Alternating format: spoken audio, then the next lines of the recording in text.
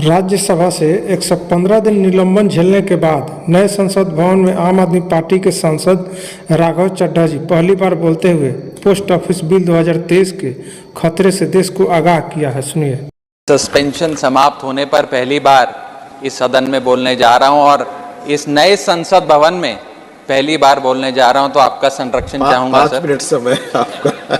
आप इसे maiden speech भी मानकर मुझे अधिक समय दे सकते हैं अगर चाहें तो।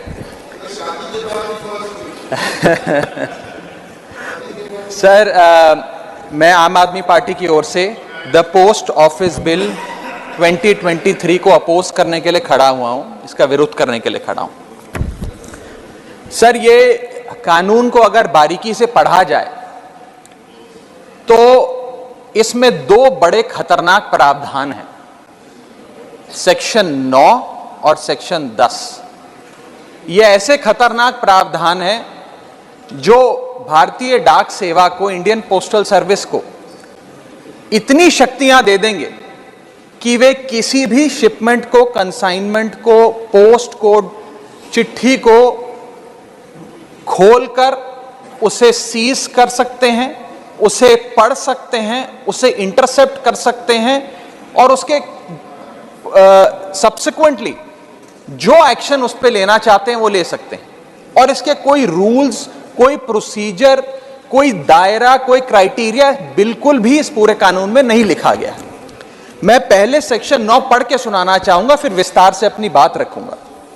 सेक्शन 9 कहता है, the central government may by notification empower any officer to cause any item in course of transmission by the post office to be intercepted, opened or detained in the interest of 1, security of state, 2, friendly relations with foreign states, 3, public order, 4, emergency, and 5, upon the occurrence of any contravention of any provisions of this act or any other law for the time being in force।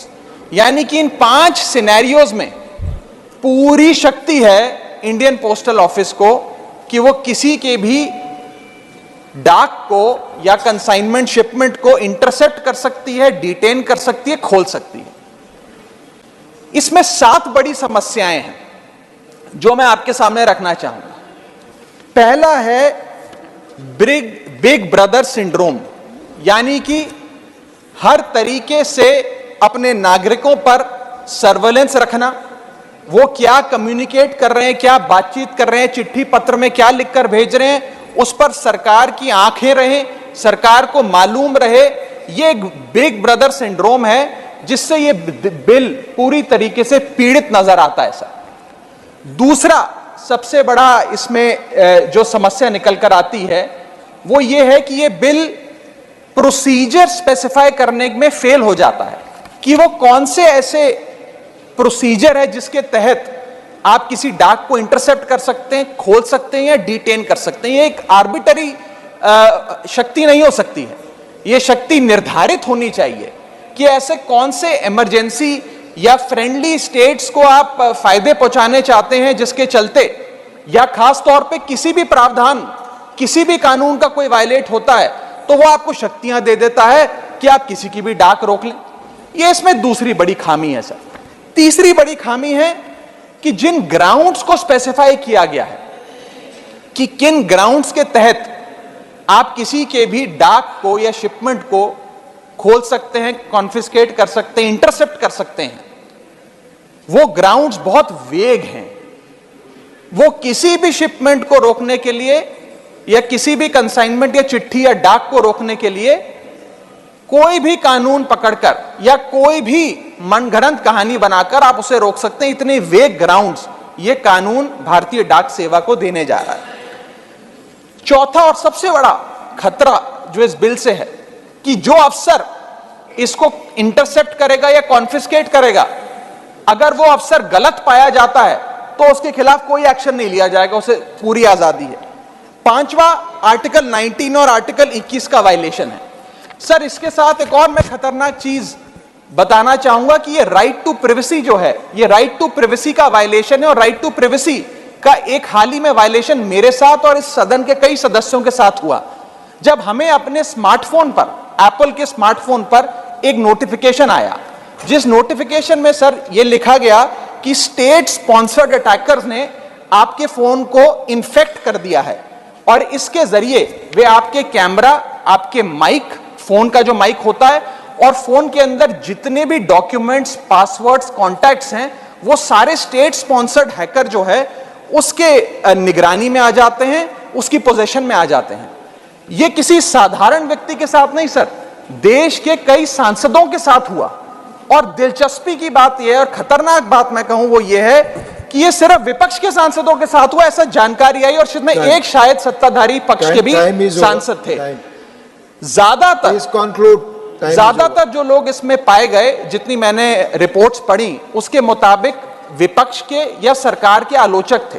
ये एक बड़ा खतरनाक हमला phones पर हुआ। मैं चाहूंगा कि भारत सरकार इसमें जांच करे, आपके अध्यक्षता में सर वो जांच हो सके तो एक ज्वाइंट पार्लियामेंट्री कमेटी का गठन हो कि किस प्रकार से ये स्टेट स्पॉन्सर्ड अटैकर्स पेगासस नाम की और अन्य प्रकार के सॉफ्टवेयर का इस्तेमाल कर जो लोग आप कह सकते हैं आलोचक हो सरकार के या विपक्ष के नेता हो, उनके फोन को इन्फेक्ट कर रहे हैं। इस बिल का मैं विरोध करता हूं और चाहूंगा कि ये जो एप्पल का नोटिफिकेशन यहां बैठे कई सांसदों, विपक्ष के सांसदों के फोन पर आया, उसके बारे में सरकार कुछ अपनी बात भी रखे और इस पर जांच भी बिठाए। Thank you.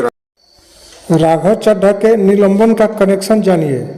अपने राज्यसभा से निलंबित होने के पहले 7 अगस्त 2023 को राघव चड्ढा का वो भाषण भी सुनिए, जिसको सुनने के बाद सरकार तिलमिलाकर राघव चड्ढा को सजा देने को ठान ली थी। क्या महज यह संजोग है कि 1986 में जब तत्कालीन राजीव गांधी सरकार की, कांग्रेस सरकार की पोस्ट ऑफिस संशोधन बिल दोनों सदनों से जब पास होकर तत्कालीन राष्ट्रपति श्री ज्ञानी जैल सिंह जी ने बिल को मंजूरी देने से इनकार करके अपने पॉकेट वीटो का इस्तेमाल कर विधेयक को कानून बनने से रोककर राजीव गांधी सरकार को चुनौती दे डाली थी, जिसमें एक बात समान है कि ज्ञानी जैल सिंह और राघव चड्ढा दोनों क्रांतिकारी पंजाब की धरती से है, भगत सिंह की धरती से। सिर्फ 2 करोड़ दिल्ली वासियों की ओर से नहीं, बल्कि 135 करोड़ भारतवासियों की ओर से बोलने के लिए खड़ा हुआ हूं। सर, इससे ज्यादा असंवैधानिक, गैर कानूनी कागज का टुकड़ा एक बिल के माध्यम से शायद ही आज से पहले कभी संसद भवन के भीतर लाया गया होगा। और अपना वक्तव्य शुरू करने से पहले मैं महाभारत के एक अंश का वर्णन करना चाहूंगा, जिसे रामधारी सिंह दिनकर ने एक बहुत ही महत्वपूर्ण कविता में लिखकर बताया है, जिसमें भगवान श्री कृष्ण एक शांति दूत बनके पांडवों की ओर से हस्तिनापुर जाते हैं शांति का प्रस्ताव लेकर। कवि लिखते हैं, मैत्री की राह बताने को, सबको सुमार्ग पर लाने को, दुर्योधन को समझाने को, भीषण विध्वंस बचाने को, भगवान हस्तिनापुर आए, पांडव का संदेशा लाए। भगवान कहते हैं, दो न्याय अगर तो आधा दो, पर इसमें भी यदि बाधा हो तो दे दो केवल 5 ग्राम, रखो अपनी धरती तमाम, हम वहीं खुशी से खाएंगे, परिजन पर हंसी ना उड़ाएंगे। पर दुर्योधन वो भी दे ना सका, आशीष समाज की ले ना सका, उल्टा हरि को बांधने चला, जो असाध्य था उसे साधने चला, जब नाश मनुष्य पर छाता है, पहले विवेक मर जाता। सर, इसमें दिल्ली बिल का सार है। सर, हम न्याय की गुहार लगाने आपके सामने आए हैं, अपने हक मांगने आए हैं, अपने हक से ज्यादा मांगने नहीं आए। सर, मैं अपने वक्तव्य को 3 भाग में बांटता हूं। पहला कि यह बिल कैसे एक राजनीतिक धोखा है, पॉलिटिकल फ्रॉड है। दूसरा, यह कैसे एक संवैधानिक पाप है, कॉन्स्टिट्यूशनल सिन है। और तीसरा कि यह एडमिनिस्ट्रेटिव लॉकजैम यानी कि प्रशासनिक गतिरोध दिल्ली में कैसे पैदा कर देता है। सर, पहला राजनीतिक धोखा, यह कहानी है सर 1977 से लेकर 2015 की। लगभग 40 साल का लंबा संघर्ष भारतीय जनता पार्टी ने दिल्ली में पूर्ण राज्य का दर्जा स्थापित करने के लिए किया। 1977 में जब 3rd मेट्रोपॉलिटन काउंसिल दिल्ली में था, उसमें जनता पार्टी की सरकार थी। उन्होंने मता पास कर कहा कि दिल्ली को पूर्ण राज्य का दर्जा बनाएंगे। लगातार पूर्ण राज्य की दर्जे की मांग करते करते ये 1989 का लोकसभा का मैनिफेस्टो मैं बीजेपी का लाया हूं। 1989 के मैनिफेस्टो में पेज नंबर 361 पे पॉइंट नंबर 10 पे ये कहते हैं ग्रांट स्टेटहुड टू यूटी और दिल्ली। यानी कि 1989 से लेकर लगातार ये लोग दिल्ली को पूर्ण राज्य का दर्जा दिलाने की मांग करते रहे। यहां तक कि जब 1991 में कांग्रेस की सरकार ने दिल्ली में विधानसभा का गठन किया, उससे भी ना पर्याप्त मानते हुए लाल कृष्ण आडवाणी जी, मदन लाल खुराना जी सबने बयान दर्ज कराए कि यह भी दिल्ली के साथ न्याय नहीं है, दिल्ली को पूर्ण राज्य का दर्जा मिलना चाहिए और हम इसके लिए आंदोलन चलाएंगे। और लगातार इन लोगों ने संघर्ष किया, आंदोलन किया। सर 1999 में फिर अपने मैनिफेस्टो में बीजेपी ने, ये 1999 का मैनिफेस्टो है, ये जारी कर कहा कि हम दिल्ली को पूर्ण राज्य का दर्जा देंगे। Page number 132 point number 31, we will give full statehood to Delhi. Sir इन लोगों ने बड़ा आंदोलन चलाया, संघर्ष किया, सड़कों पे लाठियां खाई, न जाने क्या क्या किया दिल्ली को पूर्ण राज्य का दर्जा दिलाने के लिए। और अंततः वो दिन आया जिस दिन वाजपेयी सरकार के उप प्रधानमंत्री आदरणीय लाल कृष्ण आडवाणी जी इस सदन के भीतर एक बिल लाए, द कॉन्स्टिट्यूशनल अमेंडमेंट बिल 2003, जो दिल्ली को पूर्ण राज्य का दर्जा देता है। यह बिल आडवाणी जी इस सदन के भीतर लाए और कहा कि दिल्ली को अधिकार देने की जरूरत है, दिल्ली को पूर्ण राज्य का दर्जा भाजपा दिलाएगी। यहां भी बात खत्म नहीं होती सर। इसके बाद 2013 के अपने मैनिफेस्टो में बीजेपी ने कहा हम पूर्ण राज्य का दर्जा देंगे। इनकी जून 2013 में नेशनल एग्जीक्यूटिव की मीटिंग हुई, उसमें मता पास कर कहा हम दिल्ली को पूर्ण राज्य का दर्जा देंगे। यहां तक कि इनके सांसद डॉक्टर हर्षवर्धन ने बयान दिया कि जब आदरणीय नरेंद्र मोदी जी देश के प्रधानमंत्री बनेंगे हम दिल्ली को पूर्ण राज्य का दर्जा देंगे। ये इन सब ने सर लगातार बातें कही और दिल्ली को पूर्ण राज्य का दर्जा दिलाने की मांग लगातार भारतीय जनता पार्टी दिल्ली वालों के सामने रखती रही। सर ये बिल सिर्फ संविधान का और लोकतंत्र का अपमान नहीं है, ये बिल लाल कृष्ण आडवाणी जी का, अटल बिहारी वाजपेयी जी का, मदन लाल खुराना जी का, सुषमा स्वराज जी का, अरुण जेटली जी का, सबका अपमान करने का और उनके 40 साल के संघर्ष को मिट्टी में मिलाने का काम करता है। सर मैं माननीय गृह मंत्री जी का बयान लोकसभा में सुन रहा था। उन्होंने कहा कि नेहरू जी ने, पंडित नेहरू ने यह बात रखी थी कि दिल्ली को पूर्ण राज्य का दर्जा नहीं मिलना चाहिए।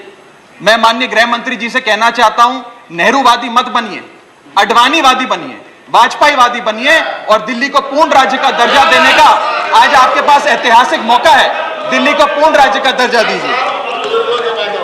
सर इस बिल को लाने का असल कारण क्या है? यह बिल क्यों लाया गया है? पिछले 25 साल में दिल्ली में 6 बार विधानसभा के चुनाव हुए। 6 के 6 चुनाव भारतीय जनता पार्टी बुरी तरीके से हारी। यहां तक कि 2015 और 20 में आजाद भारत के इतिहास की सबसे बड़े जनादेश की सरकार अरविंद केजरीवाल ने दिल्ली में बनाई। क्योंकि ये पिछले 25 साल चुनाव नहीं जीत पाए और अरविंद केजरीवाल और आम आदमी पार्टी के आने के बाद ये जानते हैं कि अगले 25 साल भी ये लोग चुनाव नहीं जीत पाएंगे, तो सरकार को नष्ट करने का काम कर रहे हैं। ना रहेगी सरकार और ना रहेगा चुनावों का महत्व, ना रहेगा बांस, ना बजेगी बांसुरी। लेकिन मैं आज इस मन से भाजपा से अनुरोध करूंगा कि कम से कम लाल कृष्ण आडवाणी जी को न्याय दीजिए, कम से कम उनकी इच्छा पूरी करिए, दिल्ली को पूर्ण राज्य का दर्जा दीजिए। सर मेरा दूसरा भाग कि कैसे यह बिल एक संवैधानिक पाप है। सर पहली चीज, ये abuse of ordinance making powers है, आर्टिकल 123 जो संविधान का देता है। संविधान ये कहता है, और वाईवी चंद्रचूड़ साहब का AK Roy versus union of India एक बड़ा महत्वपूर्ण लैंडमार्क जजमेंट है, जिसने कहा कि ऑर्डिनेंसेस सिर्फ आपातकालीन और विषम परिस्थितियों में लाए जाएंगे। ऐसी कौन सी आपातकालीन और विषम परिस्थितियां आ गई कि आपको सुप्रीम कोर्ट के फैसले को 8 दिन के भीतर बदलना पड़ गया? दूसरा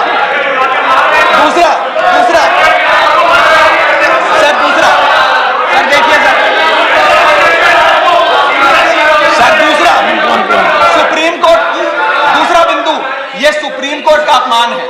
सुप्रीम कोर्ट के फैसले को 8 दिन के भीतर 5 जजों के संवैधानिक पीठ के सर्वसम्मति के फैसले को बदल के आज भारतीय जनता पार्टी ने एक मैसेज दिया है कि हम सुप्रीम कोर्ट को भी चैलेंज करते हैं, सुप्रीम कोर्ट के फैसले को भी नहीं मांगते, आपको जो ऑर्डर जारी करना है करो, हम चंद दिनों के अंदर ऑर्डिनेंस लाकर उस फैसले को बदल देंगे। They have challenge the majesty of the honourable supreme court sir. और मैं आपको ये कहना चाहता हूं कि आजकल जो ऑर्डिनेंस लाने की जो एक फेटिश इस सरकार ने देखी, चाहे वो लैंड एक्विजिशन बिल हो, चाहे वो फार्म बिल हो, चाहे ईडी के डायरेक्टर का एक्सटेंशन हो, जो ये सारी चीजें ऑर्डिनेंसेस के माध्यम से इन्होंने करी थी, इस बिल का हश्र भी वही होगा जो सारे पुराने बिलों का हुआ था।